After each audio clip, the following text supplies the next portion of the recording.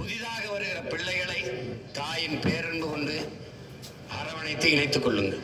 ஒரு கட்சியில ஒரு புதிய உறுப்பினர் வந்தார் என்றால், என் அன்பு உடன் பிறந்தவர்களே, என் அருமை சொந்தங்களே, உங்க வீட்டில் புதிதாக அண்ணனுக்கோ தங்கைக்கோ தம்பிக்கோ உங்களுக்கோ ஒரு குழந்தை பிறந்தால், உங்கள் வீட்டில் உங்கள் குடும்பத்தில் புதிய வரவு ஒன்று வந்தால், எப்படி உச்சி முகந்து கொஞ்சி குழாவி ஆற தழுவி அரவணைத்து மகிழ்வீர்களோ, அப்படி நாம் தமிழர் பேரியக்கத்தில் புதிய ஒரு உறுப்பினர், ஒரு தம்பியோ தங்கையோ ஒரு அப்பாவோ அம்மாவோ இணைந்தால், அவர்களும் உங்கள் வீட்டிற்கு வந்த புதிய உறவு போல அன்பு கொண்டு ஆற தழுவி நேசித்து அவர்களை மதித்து உறுப்பினராக்கி வாங்க வாங்க என்று தட்டி கொடுங்கள்.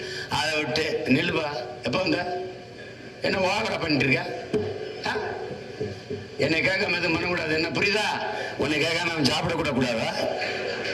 இந்த வேலையெல்லாம் விட்டுறணும். அந்த கொம்பு முளைக்கிற வேலையை விடு. அப்படி கொம்பு முளைச்சவனா பல பேர் இப்ப எங்க இருக்கான்னு உனக்கு தெரியும். நான் சொல்றதான் கேட்கணும் கீழ்க்கணும்லாம் அதெல்லாம் போயிட்டு கூடாது. வேலை செய்யற பிள்ளையை தட்டி கொடு, போய் வேலை செய்ய அப்படின்னு. நாங்க இப்படி உழுதுகிட்டு இருந்தா நீ இப்படி உழுதுகிட்டு இருக்காத, குறுக்குச்சால் போட்டுக்கிட்டு இருக்காத, ஒரே மாதிரி வரணும்.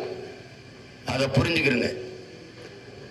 26ல தம்பி ராஜேஷ் சொல்ற மாதிரி இனி வளரக்கூடாது.